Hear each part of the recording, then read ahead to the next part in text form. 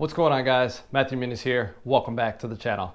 Not gonna lie, pretty excited about today's video. There are two new ETFs that just came out, QRMI and XRMI. Basically, they are income ETFs, very similar to QYLD. The idea behind these ETFs is that they mitigate your risks when it comes to a market downturn, if that's gonna come in the future. A lot of people think that currently, so investing in something like this could potentially mitigate some of your risks. Now, I am a brand new YouTuber. I'm on the road to 1 million subscribers. We are not very close, but we do get closer every single day. So if you like making money on the weekends, when you're sleeping, just like I do, please hit the like button on the video, subscribe to the channel. We do weekly videos every Thursday at 3:15 p.m. Eastern Time. The last thing before we get into the video is I am not a financial advisor, and this is not financial advice. This is just my opinion. We're just gonna talk about these ETFs, and it's up to you guys what you actually wanna do with it. So let's get right into the video. Okay, so first things first, what exactly is QRMI? Well, QRMI is very similar to QYLD, where it sells at the money call options. The only thing different is that it buys a put option, which is a 5% out of the money put option. Now this, some would think that it's pretty close to NUSI, but it's actually not that close to NUSI because NUSI is actively managed and NUSI's protective put can change on a monthly basis. NUSI normally does 10% out of the money put options. Now, recently NUSI did bring theirs down a little bit and closer to that 5% of what we're seeing in QRMI, but that's only because there's been a lot of talk about an upcoming market crash. So this could change, although with Jerome Powell's recent speech, I don't think that this is gonna happen anytime soon. So we know that QRMI uses the NASDAQ 100. So let's talk about XRMI real quick. Now, XRMI does the same exact thing at the money call options with a protective put at 5% out of the money. The only difference is S&P 500 generally has a little bit less volatility, which means your overall yield on a monthly basis is it's going to be a little bit less. So one thing to keep in mind is both XRMI and QRMI are both passively managed funds, and they both have an expense ratio of 0.6%. So this is $60 on $10,000 invested. This is the same exact as QYLD, and it's a little bit less than NUSI, which has a 0.68% expense ratio. The reason it's a little bit less is, once again, we're talking about passively managed versus actively managed.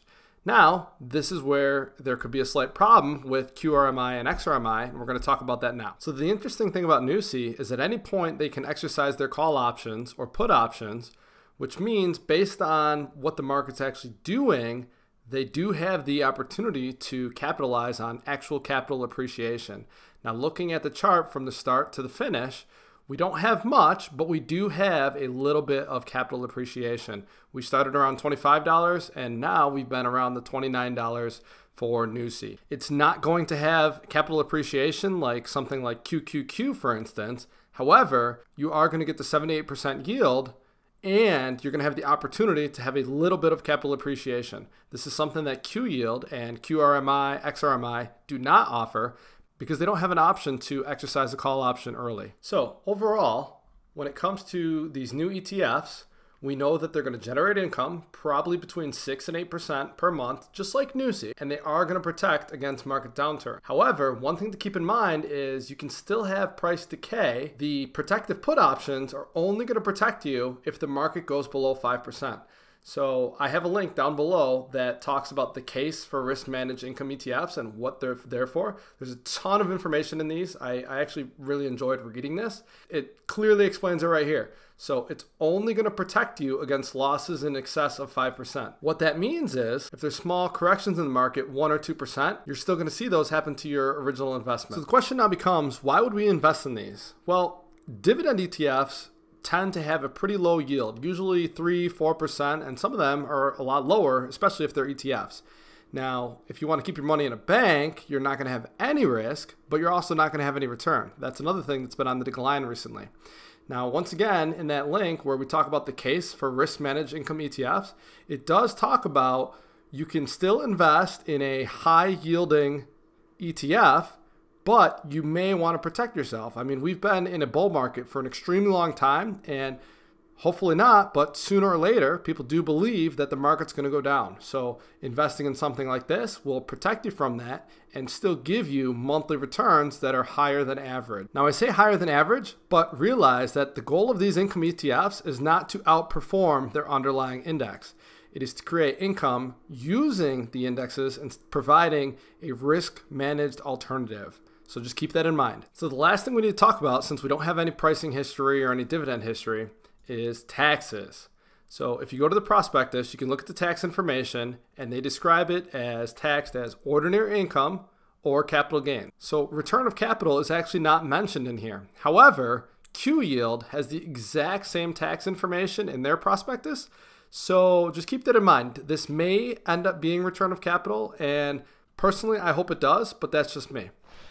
So since we don't have any historical data to go over, we're going to end this video with my personal thoughts. Now, when it comes to these two new ETFs, QRMI and XRMI, they're both very similar, like we already talked about, one using the NASDAQ 100, the other using the S&P 500. I believe they both can be great options if you already have your emergency fund and you want to start saving more money, but you don't want to keep putting your money somewhere where it's not going to grow. So you're pretty risk averse, but you still want to try to get some results.